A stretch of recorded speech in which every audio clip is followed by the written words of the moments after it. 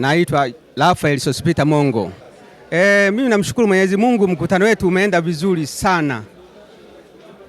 Mkutano wetu kwa kweli leo tumeendesha mkutano wa busara na mkutano ambao umeenda vizuri sana, tumemaliza kwa wakati. Mambo ya maendeleo tunashukuru kwa sababu kwanza utekelezaji wa mambo ambayo tuliyazungumzia mkutano uliopita yameenda vizuri. Na pia tumezungumzia mambo mbalimbali ambayo yatatuletea maendeleo kama ushirika. Kufufuliwa kwa kiwanda na magari pale pameenda vizuri kwa sababu tunachohitaji ni maendeleo. Kiwanda kitakapofufuliwa kwanza kitaongeza tija kwa kuongeza tija kama kiwanda cha Munze. Kiwanda cha Munze pale kikifufuliwa watu watapata ajira wengi sana. Na tunaomba sana kile kiwanda, sababu kile kiwanda ndio kinazunguka sehemu kubwa iliyo pale. Kwa hiyo itaongeza sana uzalishaji, pia itaongeza watu kupata ajira. Kufungua duka la pembejeo kwa kweli tumelipokea vizuri sana. Tulikuwa tunafuata pembejeo pengine Mwanza, tulikuwa na usumbufu wa kupata pembejeo, lakini sasa hivi tunapata hapa kwenye ushirika. Unaweza mtu ukapiga simu unawekewa, unapata kwa wakati. Majina yangu ni Juma Paulo Njire, mwenyekiti wa chama cha msingi wa Galalo.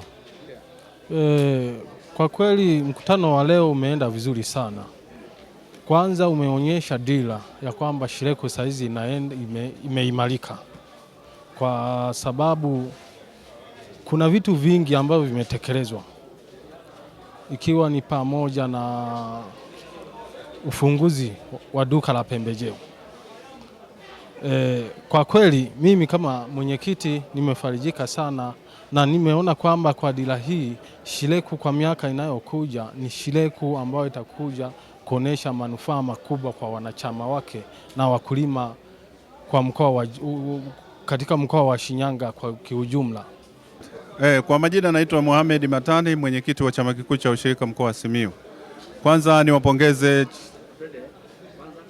niwapongeze chama kikuu cha Shireko ambacho leo kimefanya mkutano wake wa 31, ikiwepo na mipango mizuri ambayo wameweka na mikakati ambayo inaweza ikawainua kwa sasa na chama hiki kujikwamua pale ilipokuwa kimekwama.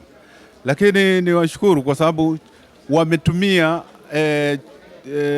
benki ya Coopbank ambayo ndio mkombozi kwa sasa wa vyama vya ushirika katika harakati ya sasa na changamoto ambazo zinazojitokeza. Benki hii ni ya ushirika, tukiitumia vizuri tutaendelea, na kwamba Coopbank imekuja kwa wakati mwafaka na tunatakiwa tuitumie kwa sasa.